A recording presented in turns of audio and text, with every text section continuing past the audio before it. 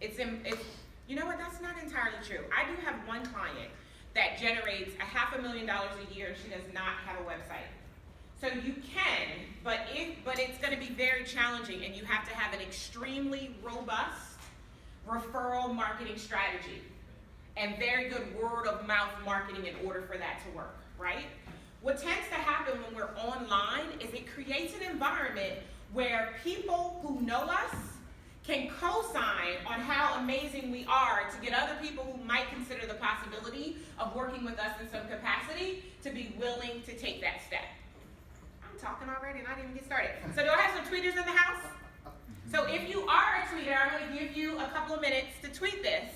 And while you do that, I'm going to talk a little bit about myself. I think my next slide talks about my background. So like many of you, my career started in corporate America. Do I have any corporate America breakouts, refugees, dropouts, whatever you might call yourself? Like, did you run screaming from the building? So I used to work for MBNA America, which of course you guys know doesn't exist today. It's Bank of America today. And I had a blast working for MBNA. It was my first job right out of college. And I learned so much that I use today in my business and in my life for my Mary Kay, which is next, my MBNA experience. Probably the most notable thing that I learned from working at MBNA is the importance of tracking, the importance of looking at your numbers and understanding what your numbers mean. So as a business owner, I'm going to encourage you to make sure that you know and look at your numbers. I spent about 12 years at MBNA. I left as a vice president in business development. And then I got probably the same itch that many of you got. The sitting behind someone else's desk is not what I'm meant to do with my life itch. Did anybody get that itch? My itch came following what I like to call a DMX moment. If you know DMX, you might know the song I'm talking about. I remember December the 19th, 2004. It was a Friday. It was kind of cold and dreary. I got in my car that morning and something just wasn't right. Have you ever woken up and in the morning you know something's not right? That was me on December the 19th. So anyway, I drove to work, feeling a little eerie. I hit the parking lot and I instantly got a headache. Anybody ever experienced that? Got the headache walking into the building and I'm like, first thing I see when I get in is my manager. This is never a good thing, right? And my manager at the time was not a warm and fuzzy, peaches and cream kind of gal. She was very hard-nosed, staunch, like she had something to prove to somebody. Oftentimes, people who have confidence issues will demonstrate that through being bullies, and that's what my manager was. And so Darnyelle, get in my office. I'm sorry, I didn't realize I brought my mom with me to work today. So anyway, I go into her office and she proceeds to talk, and I can instantly cue the music. And I can hear DMX in my head, and I can start to move, like, y'all gonna make me lose my mind up in here. So it was one of those kind of moments. And I knew that that was the beginning of the end for me. And so simultaneously, I started a Mary Kay Cosmetics business. You guys ever heard of it, right? So my joke is always, it's not just for old white ladies with big white hair. That brown girls born in the projects of Wilmington, Delaware can use it too. So I started using and selling Mary Kay. And I did pretty well. That's me picking up not one but two pink Cadillacs in my Mary Kay tenure.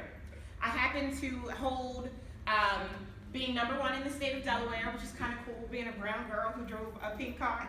So I had some fun in Mary Kay. I did that full time for about 2 years, and then again I realized that I'm living someone else's dream. I'm not doing what I believe I was called to do, and that is when I started Incredible One Enterprises. And Ken was so right. We were broke as a joke.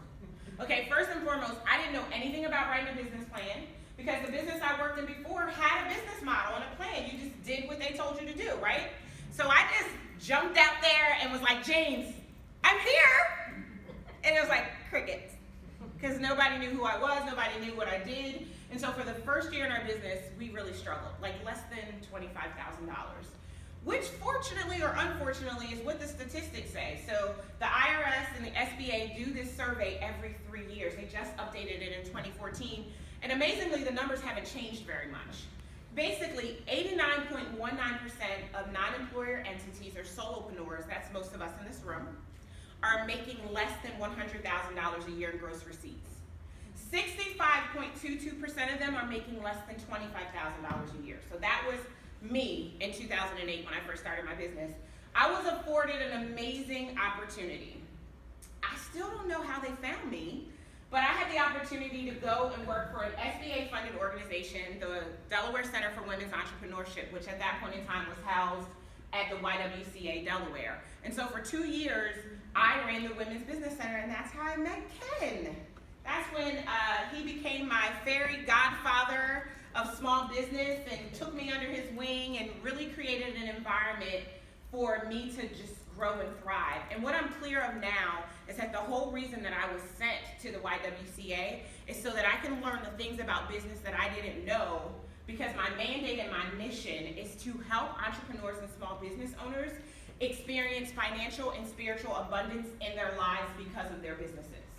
See, I am of the belief that by deciding, because it is a decision, right, to fully step into who you are and your purpose, that purpose is designed to help other people experience life better. And if you are going to start your own business, is there anybody in here who wants to start their own business and struggle? Let me see your hands. None of us do, right? We want to start our own business to kick through that glass ceiling, to create an environment for wealth for our families and for our communities. We want to profitably impact the world, yes? But many of us don't. So I carry on the mantle that this is what I was created to do, to create a business that would support you to do what you need to do to experience wealth. But not just financially, but also spiritually. I'm not going to preach, I'm not going to pass the collection plate, but I am going to tell you that there is something greater than us that needs to be at work in your business if you really want to experience business at the next level. I'm done with it, we can move on. Today, Incredible One Enterprises, we're 8 years in running. We are a $1 million company. Our clients, they make crazy amounts of money. I was just with about 10 of my clients this past Thursday and Friday, and the 10 of them made $367,000 in the last 90 days. So when you think about those, and they're solopreneurs, right? So when you think about those statistics, 65% of people aren't making $25,000. All of my clients made at least $30,000 in the last 90 days. So I'm really excited of the work that I get to do today. And I'll be honest, I wouldn't be able to do this work were it not for me learning how to rock my online presence.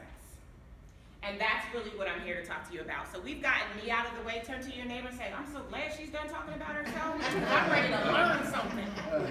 So let's talk about how this all works and the work that I do. First part of the process is really making sure that you have a strong, or as I like to call it, a tight brand message. Because your message is how you get known. If I say just do it, what do you guys say? Nike. Why?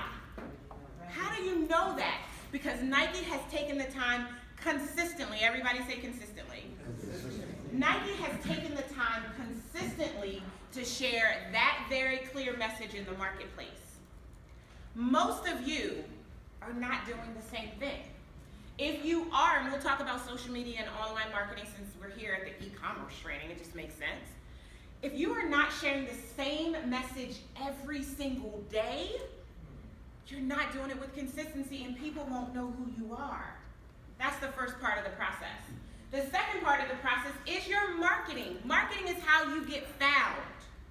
So the goal is not for you to go knocking door to door, hey, you want to be my client? The goal is to share an amazing message to a clear problem that you know your ideal clients have, and to show up consistently with that message so that people can rise up and say, Nina, I need you. Right? So that's the second part of the process.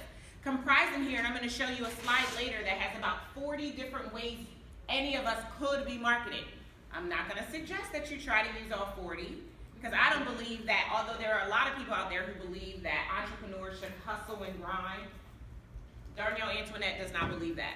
I believe that we need systems, and we need to find a way to create an end to our day. It's one of my favorite Stephen Coveyisms. The third part of the process is your sales, right? It all boils down to the money. Mary Kay Ash is known for saying, Ken reminded me last week on LinkedIn, nothing happens until somebody sells something. You don't even have a business until you've taken money. So we have to make sure we understand that part of the process. The fourth part of the process is your overall operations. What are the things that you're doing consistently that can be duplicated by other members of your team or software and systems so that you can make success both predictable and not work so hard in your business enterprise? And then the last, for those of you who have a team or desire to have a team, is your talent. Who are you going to choose? Because those people, they're the ones who have the potential to give you the competitive edge as you build your business. So this, ladies and gentlemen, this is the process. This is the overarching theme of what we're going to talk about during my time with you, about how to really rock your online presence and how each of these things really filters into it in a way that creates an environment for you to be extremely successful. Am I in the room with anybody who wants to be extremely successful? Yeah. I always just like to check just to make sure. Okay, sometimes when I'm doing the slides, so let me just sidebar and tell you this. So